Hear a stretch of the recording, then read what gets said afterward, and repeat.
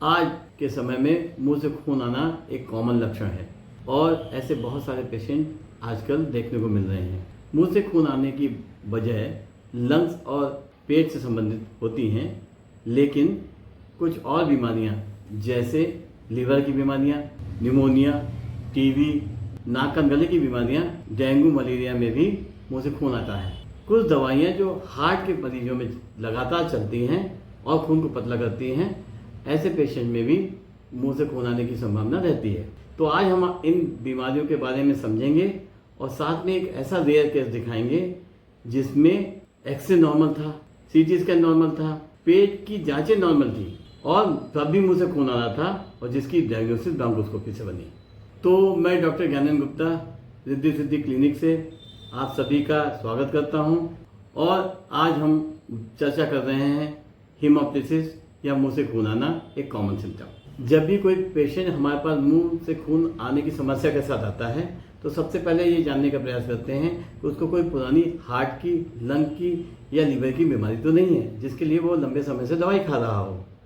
साथ ही ये भी जानने की प्रयास करते हैं कि उसका जो मुंह से खून आ रहा है वो लाल रंग का है, काले रंग का है, वो खांसी के साथ आ रहा है या उल्टी के साथ आ रहा है, जिससे हमें डायग्नोसिस बनाना आसान होता है। तो यदि ऐसा कोई पेशेंट आपके पास है तो ये बहुत ज़रूरी है कि आप उस पेशेंट को समझें और उसको सही जगह पे भेजें।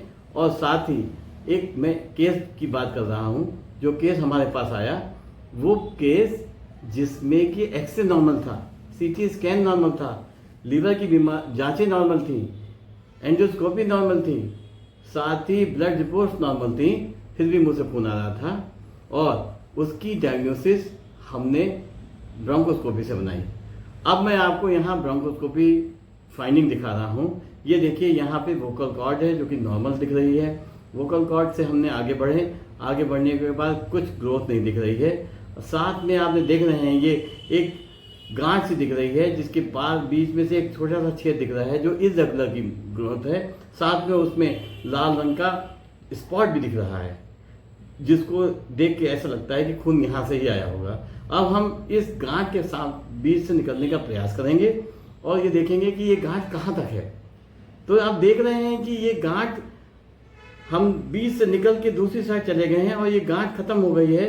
सामने जो दिख रहा है वो कराइना है। कराइना मतलब बाएं और दाएं फेफड़े में जो नली जाती है जो बिल्कुल क्लियर है, लेकिन वहाँ पे हमें पस दिख रहा है और पस इसका मतलब ये है कि ये पस ड्रेन आउट नहीं हुआ है, जो हमें लग रहा है कि इन्फेक्शन कर रहा था।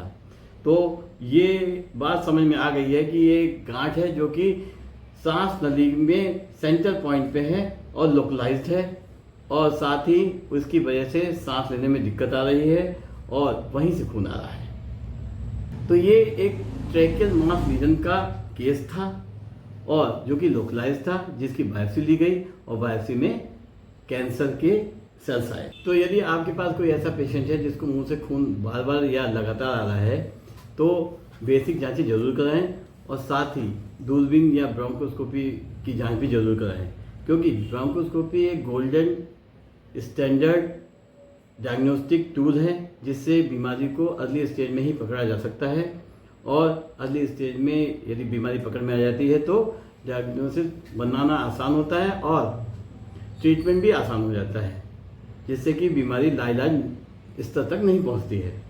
आप लोगों ने ये वीडियो देखा उसके लिए बहुत बहुत धन्यवाद।